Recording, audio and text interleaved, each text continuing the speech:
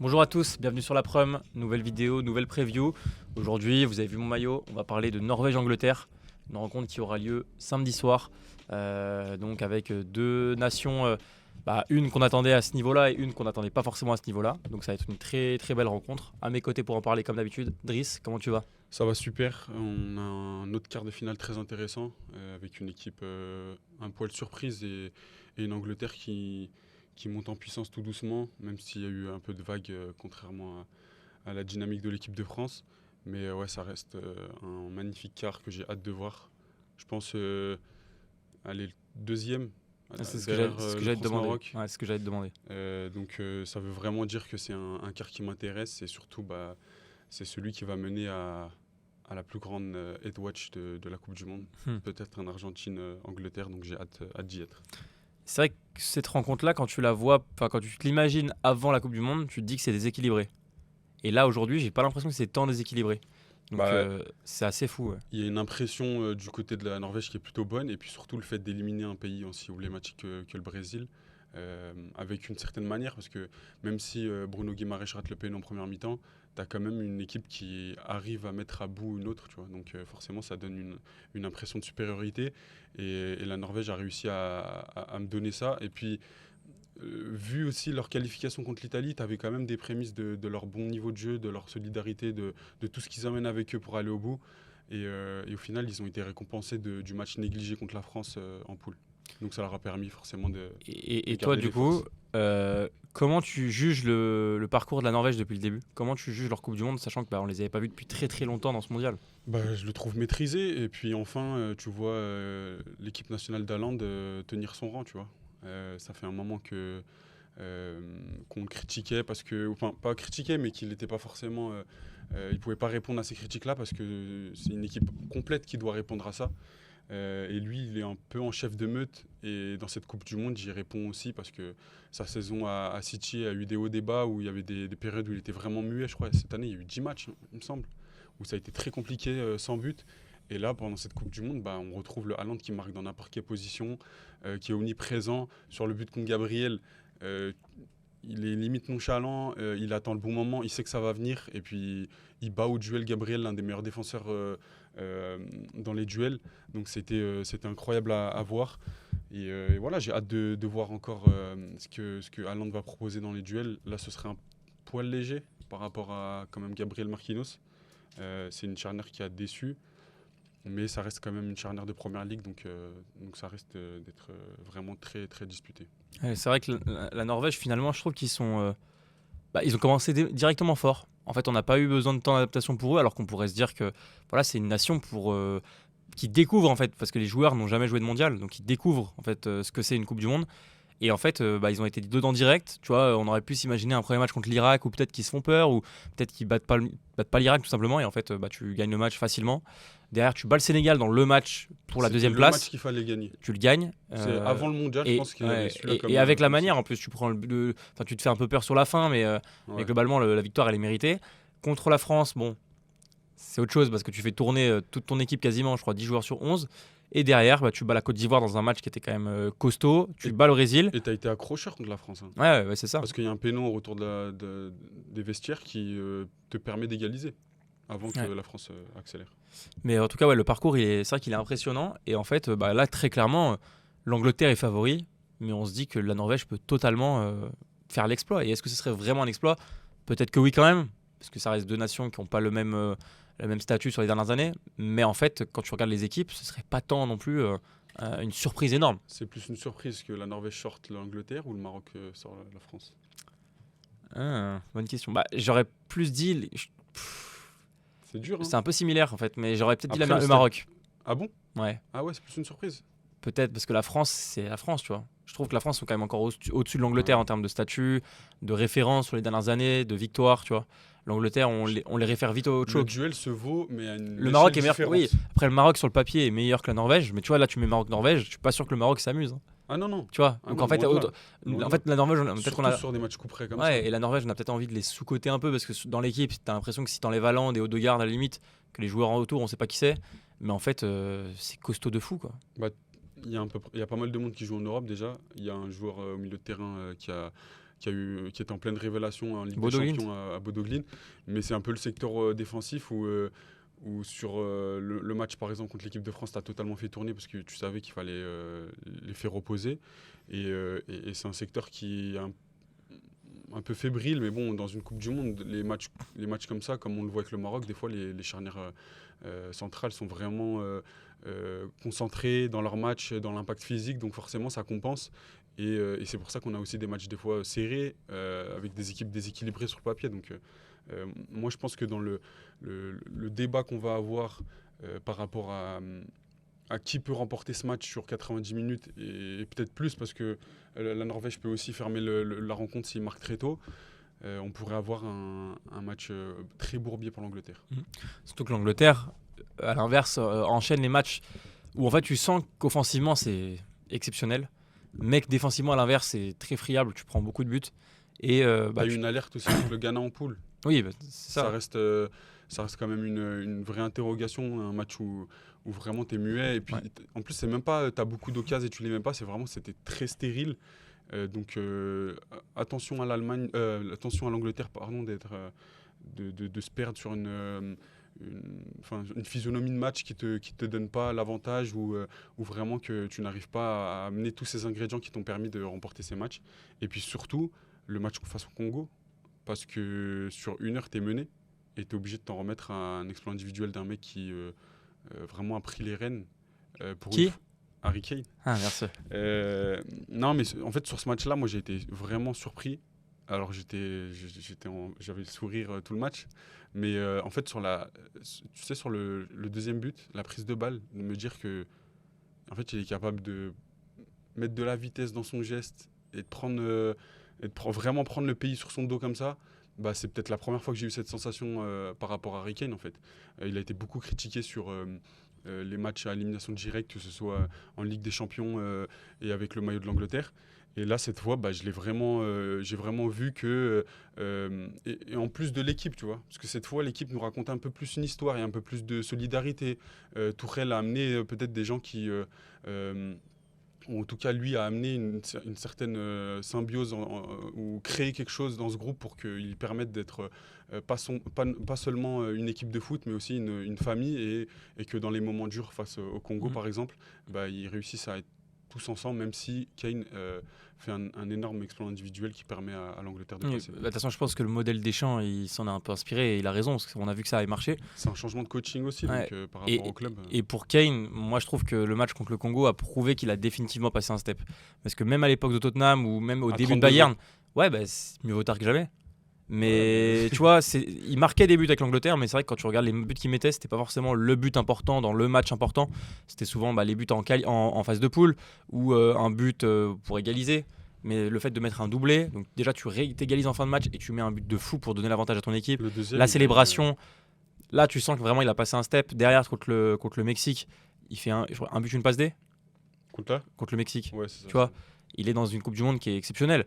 Et tu sais, j'en rigole souvent, même si c'est à moitié de l'humour et à moitié un truc que je veux et que je pense qui peut se produire. C'est que Kane, Ballon d'Or, c'est vraiment une possibilité. Tu vois, s'il va chercher le mondial, avec la Coupe du Monde qu'il fait, On en parlera, mais bah pour moi, il reste encore 3 matchs. c'est ça. Avec Et une en plus- adversité qui va être complètement Ouais, différente. oui, mais c'est sûr que par contre, tu vas gagner le mondial. Je vois pas comment tu lui donnes pas. Il a mis 55 buts par mois depuis le début de saison. Et si Dembélé va en finale, Pour moi, s'il gagne pas, ça sera pas Dembélé. Hein. Enfin, je vois pas. En fait, pour parce que moi, Dembélé élimine Kane aussi. Hein Dembélé élimine Kane. ouais, mais pour moi, on le sait très bien maintenant. Les années de mondial, c'est le mondial je pense, qui passe avant. Par contre, si, je sais pas, en finale, l'Argentine bat la France, là, ça pourrait être un joueur français, par exemple, qui gagne. Tu vois, je pense malgré tout. Ah ouais. Je pense parce qu'en Argentine, tu le donnes à qui? À Messi? Ouais, On l'a pas vu pendant 8 mois. Malgré que ici on respecte énormément et moi il m'a complètement choqué. Ouais, c'est un malade. C'est fou. Bref, C'est fou. on va revenir au match. Du coup, la question qu'on va se poser, c'est, selon toi, est-ce que la Norvège peut vraiment le faire? Ou est-ce qu'on est un peu dans l'euphorie de leur dernier match? Ils ont éliminé le Brésil, Haaland qui est sur un nuage et tout. Mais est-ce qu'ils peuvent vraiment le faire contre l'Angleterre? Bah, ça va être un autre problème là. Clairement, l'Angleterre a d'autres problèmes et a d'autres solutions par rapport au Brésil de Neymar. Non, en vrai, je trouve que ça va être une équation complètement différente pour la Norvège. Ils ont su faire le dos rond à un moment donné où je ne pensais pas que la dynamique serait autant pour le Brésil. Alors, elle n'a pas été monstrueuse, mais ça a quand même été une période de match où la Norvège s'est vue en difficulté et c'est dans un momentum de match qui permettait à la Norvège de pouvoir revenir dans le match si le Brésil prenait l'avantage. Là, il va pas falloir en laisser trop en Angleterre dès le début parce que tu risques d'être puni et tu pourras vraiment plus revenir dans le match. Et on sait que l'Angleterre a la qualité technique pour aussi camisoler le match. Alors sur les matchs, j'ai jamais vu l'Angleterre être à l'aise en globalité et se qualifier avec facilité. Ils ont 2 matchs très bourbiers. Le Congo, ils sont menés pendant 1 heure. Le Mexique, ils se font peur dans une ambiance exceptionnelle. Franchement, c'est pour moi peut-être l'un des matchs de la Coupe du Monde avec l'Égypte, Argentine. Donc c'était un match vraiment très dur à gérer où ils ont su faire le dos rond aussi pendant 30 minutes à la fin où le rouge de Kansa fait très mal. Et tu te demandes comment ils vont supporter. Il y a eu 57 centres dans ce match-là. Dan Burn. Ça, C'est malade. et moi, ça montre que l'Angleterre a su faire voilà, un peu job. le taf, ouais, le job et le taf que la France a fait contre le Paraguay. Parce que tu joues une équipe qui est sûrement la meilleure des pays hôtes, qui a montré beaucoup de choses en phase de groupe avec surprise, parce que je ne les pensais pas les voir au-dessus. Il y avait des joueurs qui sont des joueurs qui jouent en Arabie Saoudite, le plus jeune de la compétition, Mora, qui a aussi fait un bon match. Et puis, tu vois, en Angleterre qui est. Moi, je ne sais pas comment les référencer dans ce match. Soit ils ont été très forts et ils ont su faire le dos rond à un moment donné, soit ils se sont mis un peu au niveau du Mexique et ils se sont fait peur. Donc on va voir ça avec le sud de la compétition. Et pour moi, la Norvège, c'est encore un stade au-dessus, au vu de leur dynamique, au vu de l'intensité qu'ils sont capables de mettre. Ça va encore plus rejoindre un match de Première Ligue pour moi, avec beaucoup d'impact. À voir si le côté tactique aussi a une grande importance dans ce match. Est-ce que les ressorties de balles seront importantes? Est-ce que le jeu d'Angleterre, ça a clarifié? Parce qu'on a vu quand même une doublette, le double pivot anglais un peu, disons, caché par toute la lumière que prend le secteur offensif. Donc ils n'ont pas le même référencement qu'ils ont au club, les deux, là, Andersen et Grice. Là, ils sont plus dans un rôle de sacrifice, où ils vont aller faire le sale boulot, un peu à l'image de Rabiot, j'en parlais hier. Bon, L'Arbar, c'était un peu dur. Mais ouais, le travail de sacrifice, parce que tu es obligé de faire ce rôle-là. Par exemple, dans une équipe NBA, quand tu as 3 gros joueurs, tu en as un qui sera obligé de se sacrifier. Quand on pense à LeBron, D-Wade et Chris Bosh était celui qu'on le voyait le moins, qui faisait le moins de stats. Mais grâce à son travail, ça permettait aux autres de briller et de remporter des titres. Donc là, ça va être primordial que Rice et Anderson continuent un peu leur travail de l'ombre et permettent à l'Angleterre de passer un nouveau cap. Mais c'est vrai que là, tu te dis que en vrai, s'ils l'ont fait contre le Brésil, s'ils l'ont fait contre la Côte d'Ivoire, ils peuvent le faire contre n'importe qui, dans le fond. Donc l'Angleterre a montré des failles défensives qui font que tu te dis que la Norvège peut en profiter. Après, au final, elles ont un peu les mêmes failles et les mêmes points forts, tu vois, alors de façon différente, animés de façon différente, mais les deux sont très bons sur l'aspect offensif et un peu plus en difficulté sur l'aspect défensif. Donc c'est vrai que sur le papier, tu t'imagines peut-être un match un peu olé olé. Après, tout dépendra de l'entame, je pense.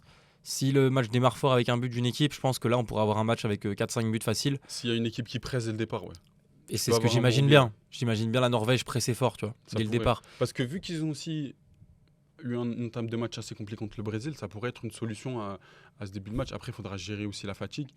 Moi, je trouve que c'est une équipe qui a un poil de profondeur quand même, parce que tu fais commencer Sorloth contre le Brésil, alors que tu as Sheldrup qui est dans le top 10 des joueurs qui a le plus créé d'occasions dans le début de Coupe du Monde. Donc ça montre qu'ils ont un poil de profondeur.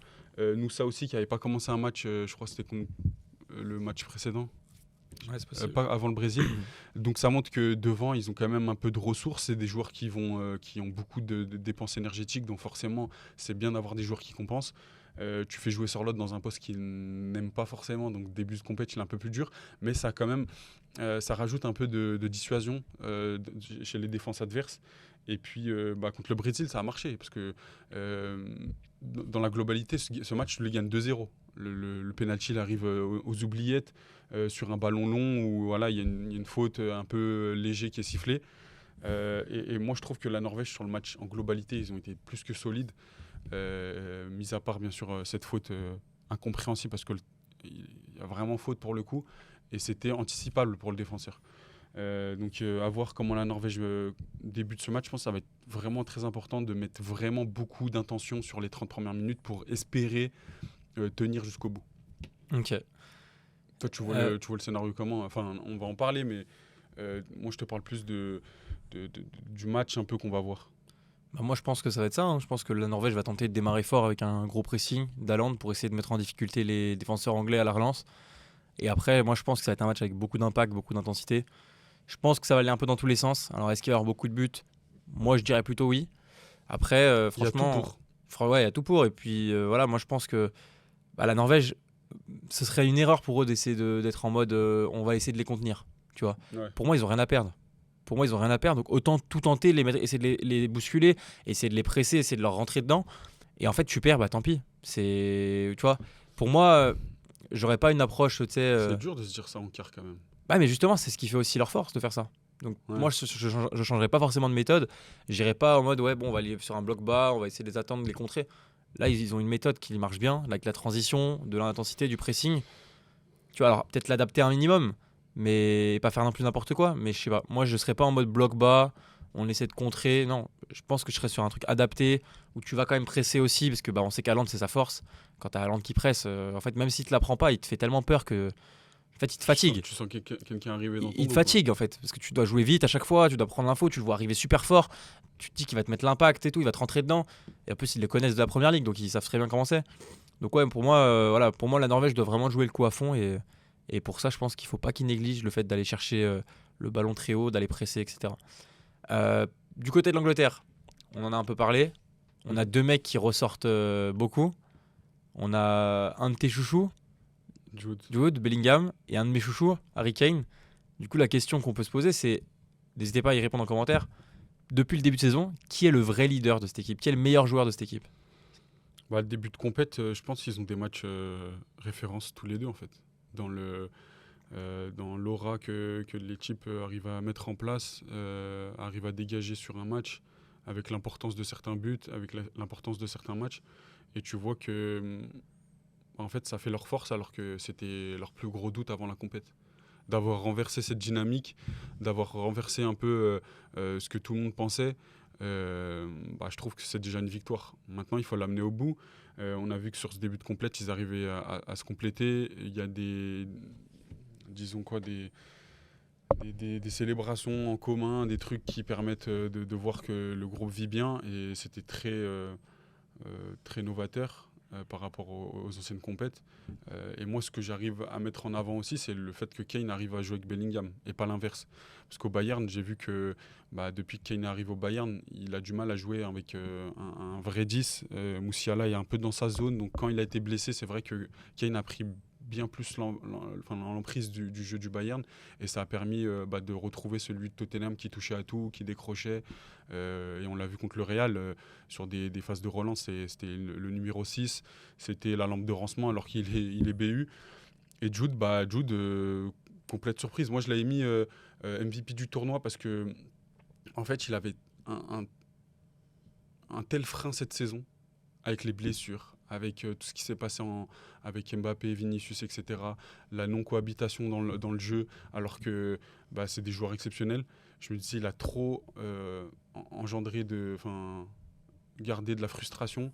Et c'était sûr que dans le rôle que moi j'aime le plus le voir, c'est-à-dire dans la salle des machines, où il est vraiment important, où il se bat, où il va chercher des ballons, où il est offensif, où il est technique, où il est proche du texte, où il va aller provoquer, où il prend beaucoup de place dans le jeu. Il arrive à cohabiter avec Harry Kane, et pour moi c'est une énorme surprise. Et en plus de ça, il a des images, il a des buts. Contre le Mexique, c'est clairement lui qui les met sur les bons rails.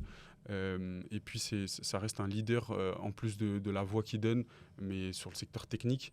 Et moi, en fait, ce qu'il me donne au niveau des yeux, c'est fantastique. Parce qu'il y a un côté Zidane qu'on a toujours mis en avant, mais il y a aussi, en plus de ça, un côté impact. C'est un mec qui est physiquement incroyable. Et en fait, ce jour-là, il est unique. Moi, je ne connais pas d'autres joueurs capables de faire autant de choses avec son gabarit, avec son amplitude. Et en fait, il prend beaucoup de place. Alors, ça sert à l'Angleterre, mais ça aussi dessert par rapport aux ailiers, même si Saka a fait un bon match contre le Mexique depuis le début de la compétition. Là où, des fois, c'était la force de l'Angleterre, les ailiers n'ont pas beaucoup d'impact. Et puis... on est obligé que Bellingham fasse un gros match. Et ça n'a pas été tout le temps le cas sur 90 minutes. Donc des fois, ça met en danger les Three Lions. Donc à voir comment Tourelle aussi arrive à jauger ça. Il faut que Jude ait un bon impact et pas forcément le contre-coup de certaines phases de jeu. Et puis de l'autre côté, tu as un Kane quand même qui est chirurgical et qui a enfin un match référence avec l'Angleterre en phase finale. Ouais. Moi déjà ce qui me choque c'est vrai que on en parlait souvent avant en mode ils sont pas compatibles parce qu'en gros Kane descend joue dans la zone de Bellingham, il se marche un peu dessus et c'était un peu vrai parce qu'on a vu sur les anciennes compètes que c'était pas hyper fluide. Et là on sent vraiment un déclic à la fois dans le jeu et même entre eux deux, comme tu as dit les célébrations à deux, tu sais ils font leurs célébrations ensemble et tout. Enfin tu sens vraiment qu'il y a un truc qui s'est passé entre les deux et ça fonctionne bien. Et ce que j'aime bien avec les deux c'est que tu sens qu'en fait il y a aucun des deux qui a ce syndrome d'avoir envie d'être le personnage principal. Ils acceptent d'être les personnages principaux, tu vois ce que je veux dire? Genre d'être les deux. La preuve, quand ils vont célébrer à deux. Batman et Robin. Bah ouais, peut-être. Mais quand il y en a un qui marque, ils vont célébrer à deux. Quand il y a les images, ils sont à deux. Quand il y en a un qui marque, l'autre est content. Quand c'est l'inverse, c'est pareil.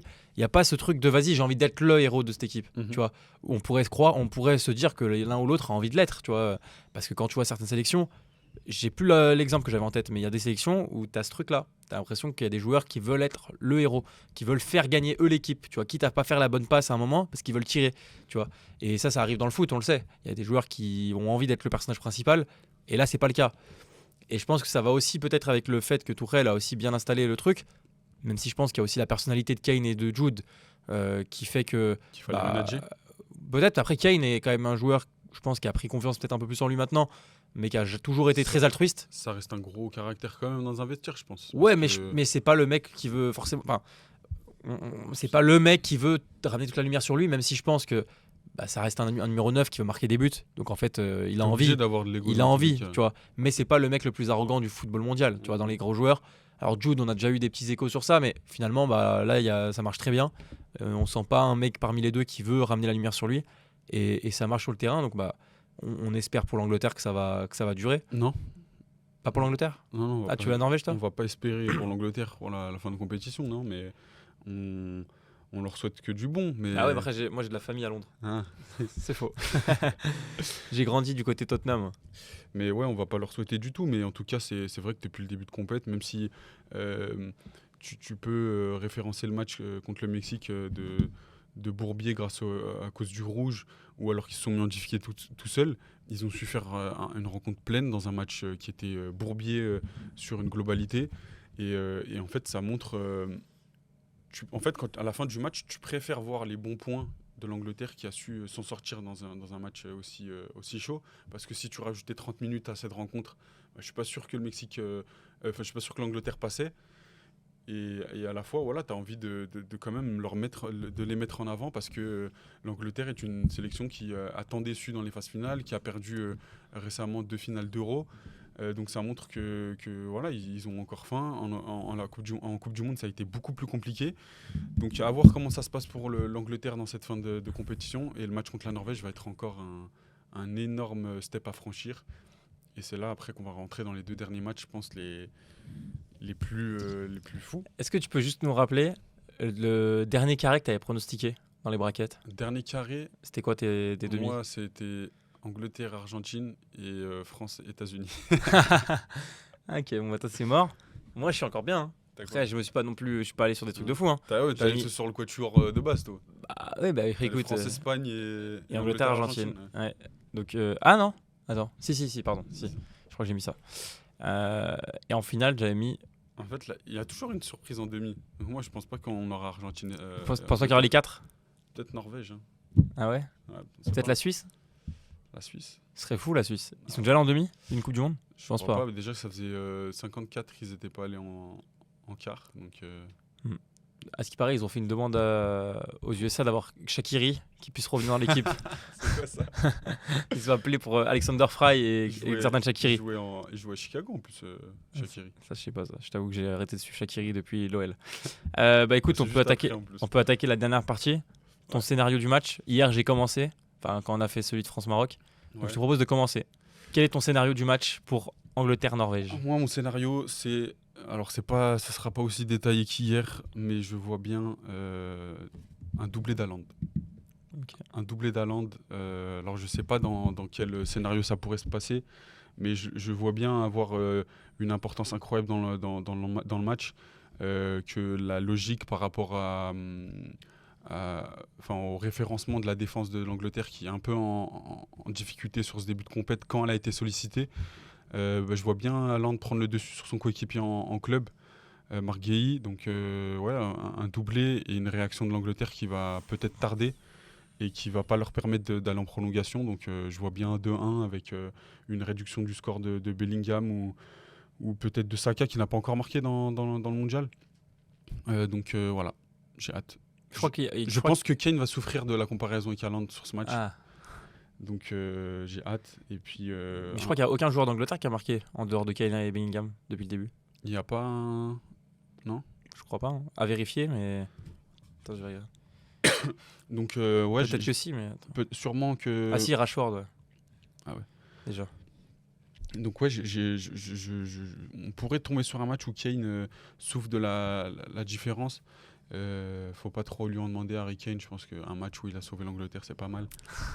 Mais non, en vrai, je pense que l'Angleterre peut être une équipe vraiment...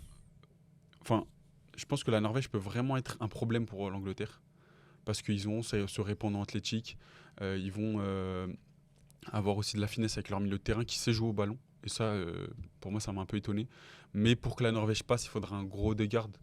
Parce que lui a toujours eu cette facilité aussi à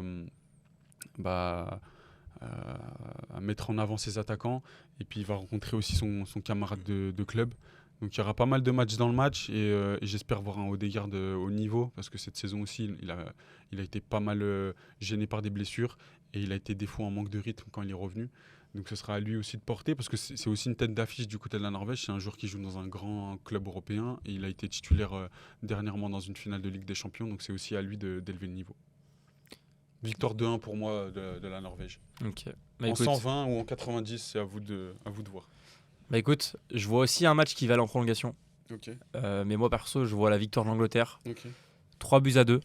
Donc pareil, le scénario, j'ai du mal C'est à... bien un gros match alors. Ouais, j'ai du mal à saisir, tu vois, sur le scénario. Ouais. Est-ce que la Norvège va ouvrir le score? Est-ce que c'est l'Angleterre? Est-ce qu'il y aura 1 au bout de 90 minutes ou 2-2? Je sais pas. Mais en tout cas, je vois l'Angleterre gagner 3-2 en prolongation avec un but de Kane et un but d'Haaland dans le même match. Pareil, quel but ils vont mettre? Ça, je sais pas. Mais je pense que les deux marqueront. Mais l'Angleterre gagnera 3-2. Et il y aura un buteur aussi, peut-être imprévu, peut-être sur le 3-2. Tu vois, un buteur qu'on n'attendait pas, qui va marquer le but de la qualif. Je sais pas. Mais en tout cas, je vois l'Angleterre passer 3-2 dans un match compliqué, avec la Norvège qui sortirait de la compétition, mais en mode sous les honneurs, la tête haute, après avoir fait un mondial de fou, et où on pourrait se dire qu'à l'Euro, ils peuvent faire un peu une petite surprise. Hein. Peut-être pas les gagner non plus, mais ils peuvent aller très très loin, je pense. Ça peut faire une finale à l'image de la Pourquoi Croatie. Pourquoi pas? Largement. Largement. Tu préfères sortir en quart 3-2 comme tu as dit avec ton scénario pour la Norvège ou en demi mais 4-Z par l'Argentine? C'est dur, parce que d'un côté, j'ai envie de te dire de perdre en Le quart. statut de demi-finaliste, il est Mais incroyable. je pense 4Z, que tu perds en demi, tu joues la petite finale, je pense que tu sors d'une compète de fou. Donc je pense la demi. demi. Ouais, je pense. Ah ouais, en fait, si tu gagnes ce quart, t'as 2 matchs aussi dans tous les cas. C'est ça. Et puis dans 20 ans, tu crois que tu te rappelleras qu'ils ont pris 4-0? Non, par contre, tu pourras peut-être plus te Si, rappeler. peut-être un peu quand même. Ouais. Mais dans tous les cas, jamais de la vie l'Argentine met 4-0 à la Norvège. Là, moi, je mettrais tout de métal sur la Norvège, par exemple, s'il y avait une demi comme ça. Imagine une finale France-Norvège, ce serait trop Mais chiant. mon calvaire, s'il passe encore. L'Argentine? Ouais. Eh ben, écoute, Vive la Nachi. Vive la Nati, ouais, on a tous. Pas trop, mais On est, vive la tous Nati. on est tous suisses. Regardez, j'ai une montre.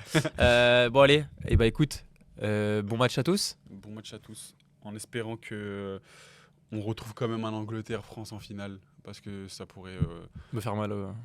déjà valider mon pari. Et ça pourrait faire une énorme référence à la Prem qui mélange l'Angleterre et la France. Putain, ce serait beau. Ce serait ouf. Franchement, les gars, les Là, footballeurs sur l'année de professionnels, lancement de la Prem. pour la Prem, faites cette finale. Juste pour nous. Écoutez, merci à tous. C'était la Prem. N'hésitez pas à vous abonner, à liker, à commenter avec vos pronos pour le match. À très bientôt. C'était la Prem.